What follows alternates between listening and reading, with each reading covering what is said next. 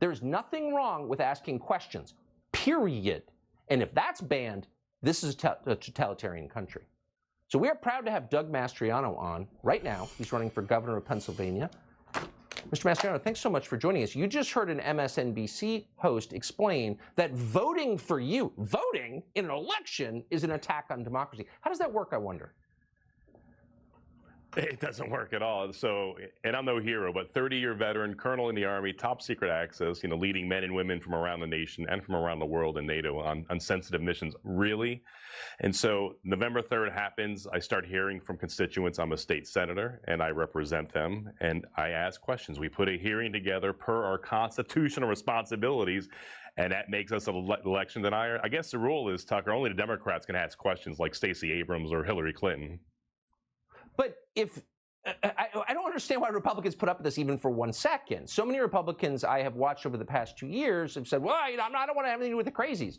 Really? I think it's the responsibility of the people running the government to prove that the system is not corrupt and to do that with transparency. Why does nobody say that? Yeah, it's as easy as that. You got nothing to hide, open up the books. That's what I asked 2 years ago. This time last year, we were told that Glenn Youngkin couldn't win it. And with transparency, I believe, helped him win in Virginia. Simply 90% of the polls, there were people there to watch the counting and the procedures.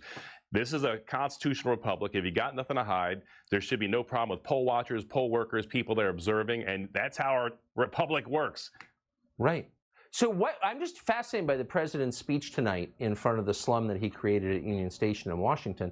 Why do you think 6 days before an election in which his party is behind, he's yelling at American voters, attacking them? Why isn't he talking about why you should vote for him? Why is he browbeating the public, screaming at us again? Yeah, clearly, he's using Caesar's old playbook, Julius Caesar, divide and conquer. Instead of coming out and unifying the country and actually staying out of state elections. Last I checked, elections are run by the states. Pelosi didn't get her way with that. Just stand aside. It needs to be a fluid process. If we're able to put a man on the moon 53 years ago, why is it going to take, many days, according to Joe Biden, to come to terms with that? It needs to be quick. It needs to be decisive. And when there needs to be transparency. I mean, to listen to his rant again, it's like, if you believe what he's saying, I got a bridge in Brooklyn to sell you really cheap special friend price. Last question. Why do we have, look, all we need to know about the last election is a lot of American citizens, patriotic taxpaying Americans, don't believe it was on the level. Why don't we just go to paper ballots and day of voting and fix this? Why are we allowing Democrats to scream racism or whatever moral blackmail they want to use to intimidate the country into making voter fraud easier, which is exactly what they've done? Why has no one pushed back against that? Yeah, I get it.